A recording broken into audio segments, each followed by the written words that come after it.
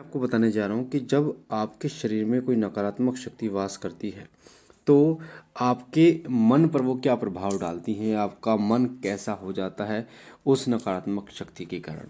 कैसे आप ये पहचान सकते हो सामने वाले के अंदर उसके हाव भाव से कि उसके अंदर कोई नकारात्मक शक्ति है। आपको बता दूं, जब भी कोई नकारात्मक शक्ति आपके शरीर में प्रवेश करती है तो सबसे पहले वो आपके मन पर अपना प्रभाव डालती है, आपके मन को अपने कंट्रोल में करती है। जिससे क्या होता है, क्योंकि मन के द्वारा ही आपके सारा जो शरीर है वो एक्टिव होता है, एक्टिविटी करता है। तो आपके मन मस्तिष्क पे बैठकर कार्य करती है। और जो नकारात्मक शक्ति होती है वो आलस्य से भरी होती है। वो जब एक व्यक्ति मर जाता है और एक भूत प्रेत योनि में आ जाता है तो वो इंसानों के बीच में नहीं रहना चाहती, जिसके कारण आपके शरीर पर ऐसा बदलाव आता है कि आप इंसानों से दूर रहना पसंद करते हैं। तो आज मैं आपको वही ऐसे 10 लक्षण बताने जा रहा हूँ जिन 10 लक्षणों से आप ये जान सकते हैं कि नकारात्मक शक्ति ने आपके मन पर अपना कब्जा कर लिया है और आपके मन पर अपना प्रभाव डाल दिया है। आपके नहीं, किसी और भी व्यक्ति के अंदर अगर नकारात्मक शक्ति है उसके अंदर भी अपना प्रभाव डाल दिया है। वैसे किसी आम इंसान के साथ ये सारी चीज़ें वैसे नहीं होती जब तक कोई नकारात्मक शक्ति उसके शरीर में ना हो। चाहे कोई व्यक्ति कितना ही निठल्ला हो, चाहे वो कितना ही आलस्य से भरा हो, पर ये 10 लक्षण उसके साथ नहीं होते। तो वीडियो को ध्यान से सुनना, बारीकी से एक एक चीज़, ताकि आपको समझ में आए।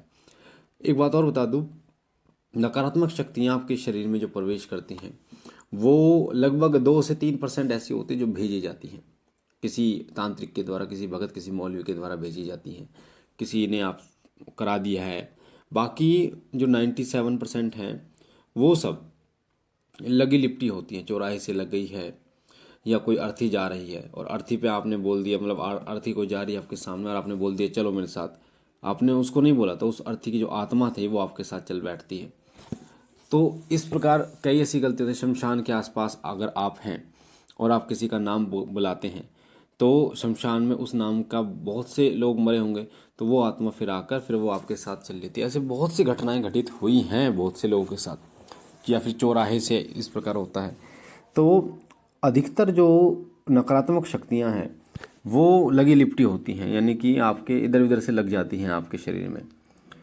जैसे कोई टोकटा कर देता है, कोई उतारा करके चौराहे पे डाल देता है, कोई गंडा है, ताबीज़ है, नारियल है, बर्फ़ी है, आप वो खा लेते हैं या आपका पैर पड़ जाता है, तो वो शक्ति जो किसी अन्य व्यक्ति के शरीर में थी उससे उतार कर जो फिर वो चौराहे पर रखी गई थी और फिर आपके ऊपर वो आ जाती है।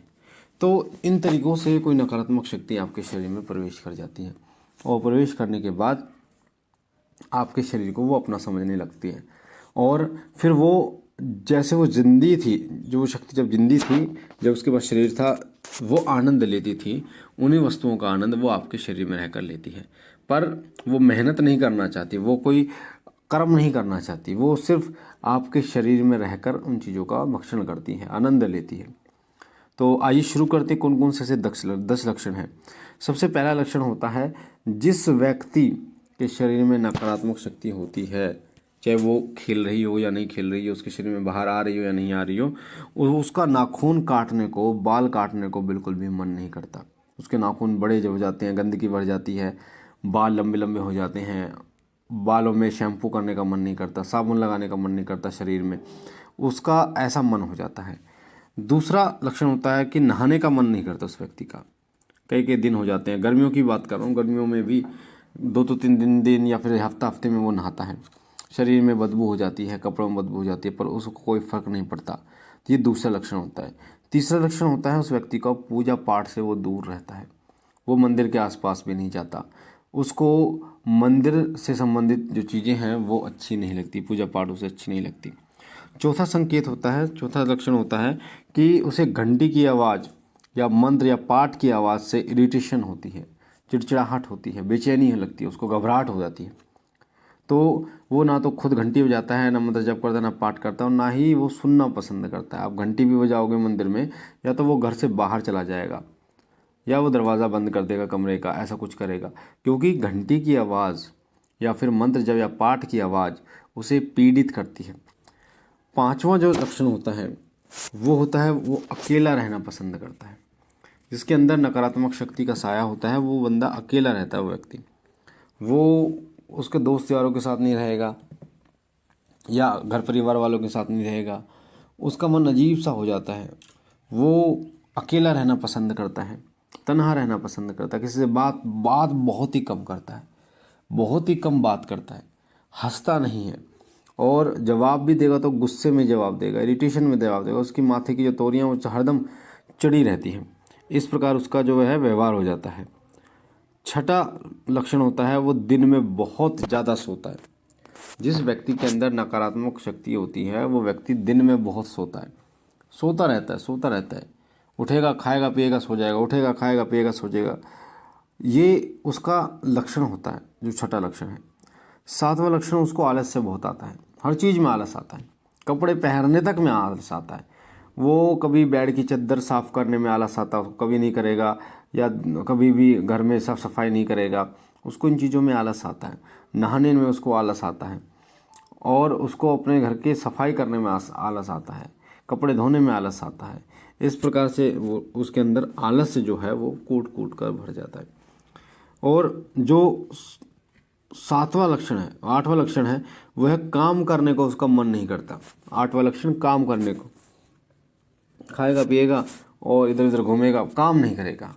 उसको किसी की चिंता नहीं होती, अपने बीवी की, अपने बच्चों की, अपनी माँ की, अपने पिताजी की, उस समय कोई चिंता नहीं होती। आप उससे बोलोगे कि तेरी मम्मी इतनी, या तेरी जो मम्मी है या फिर तेरे पापा हैं इतने बुजुर्ग हैं और वो काम कर रहे हैं, और तू जवान लड़का जो है वो घर बैठा है, तो उसका कोई ऐसा रिप्लाई होगा कि फिर मैं क्या करूँ, मेरा उसका मन ही नहीं करता काम करने को। उसको आप कितना ही टॉर्चर कर लो, उससे आप कितना ही बोल लो, पर उसका जवाब ऐसा ही रहेगा कि मुझे कोई फ़र्क नहीं पड़ता। तो ऐसे व्यक्ति के अंदर नकारात्मक शक्ति का साया होता है। नौवां संकेत होता है घर से बाहर ना निकलना, बिल्कुल भी घर से बाहर ही नहीं निकलता वो व्यक्ति। घर में रहेगा, छत पे चला जाएगा, घर पे ही रहेगा, घर से बाहर निकलने को मन उसका बिल्कुल भी नहीं करता। ऐसे व्यक्ति के अंदर नकारात्मक शक्ति होती है। और 10वां अंतिम लक्षण होता है वो होता है उस व्यक्ति के शरीर में जगह जगह दर्द रहता है।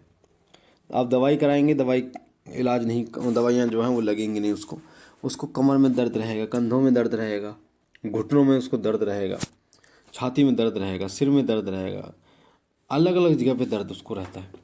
और कभी कभी ये दर्द इतना बढ़ जाता है कि हॉस्पिटल में एडमिट करने की नौबत आ जाती है, और जब पता चलता है रिपोर्टों में कुछ नहीं आया।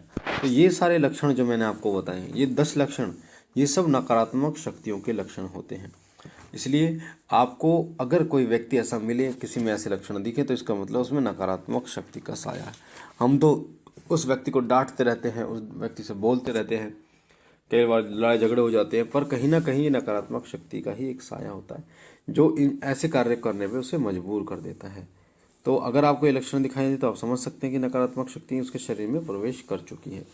बाकी मुझे आशा है ये जानकारी आपको पसंद आई होगी। पहली बार शिव कृपा परिवार पर हैं तो चैनल को लाइक कीजिए, शेयर कीजिए, सब्सक्राइब कीजिए, शिव कृपा परिवार के साथ जुड़िए। हमारा दूसरा चैनल, उसका लिंक डिस्क्रिप्शन में है, उसे भी सब्सक्राइब कीजिए, उसके साथ जुड़िए, ताकि पूजा पाठ से संबंधित जानकारियाँ, मंत्र साधनाएँ आपको निरंतर मिलती रहें। मैं बाबा भोलेनाथ से विनती करता हूँ कि बाबा आप पर कृपा करें, आपके घर परिवार पर कृपा करें, सदैव आपकी झोली भरते रहे। हम मिलते एक नई जानकारी के साथ, तब तक के लिए ओम नमः शिवाय, ओम नमः शिवाय, ओम नमः शिवाय।